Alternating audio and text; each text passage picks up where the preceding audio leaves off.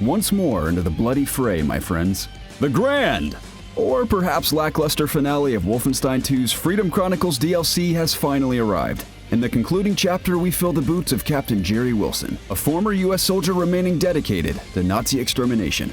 With a predictable plot and all too familiar locales, I can't help but feel as though the sequel's swan song is relatively underwhelming. However, upon this DLC's release, my sentiment mirrored that of Captain Wilson's, when he gleefully spouted, "You kidding?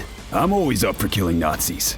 One aspect I much admire is Wilson's kill now, talk later attitude. His 80s action star persona blends impeccably within the satirical world established by Machine Games. Having received a mysterious order commanding him to stop Black Sun, Wilson sets off for Alaska. Along the way, you encounter 3 new characters, 2 of which are involved in the narrative's twist, while the third inhabits the role of the now generic Nazi commander antagonist. I'll refrain from spoiling the story here, but what I will say is that in spite of its monotony, the deeds of Captain Wilson does manage to share a moderately heartwarming tale. Nazi death weapon built by Nazis, run by Nazis, and about to be covered in dead Nazis.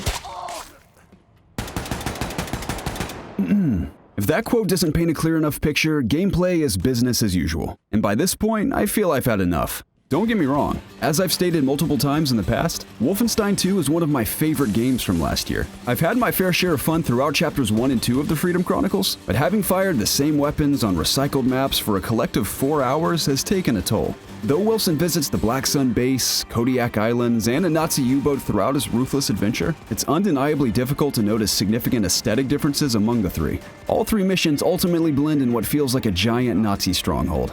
And I nearly forgot to mention that Wilson continues the trend of new characters utilizing one of the 3 abilities at BJ's disposal in the main campaign. In this case, it's the Camp Wanderer, the German tech enabling you to reach higher vantage points. This dopey ability didn't interest me in the campaign, and it doesn't interest me now. It's a rather useless tool that I forgot I had until I was forced to platform through various sections of each map.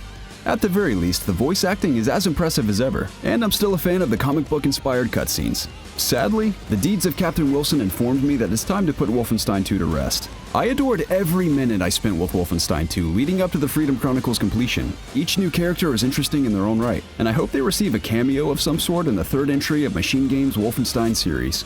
If you've played the 3rd and final chapter of the Freedom Chronicles DLC, let us know your thoughts down below. And as always, if you enjoyed the video, be sure to give it a thumbs up. Subscribe to COGconnected for all things gaming, and for news, reviews, features, and more, visit us online at COGconnected.com.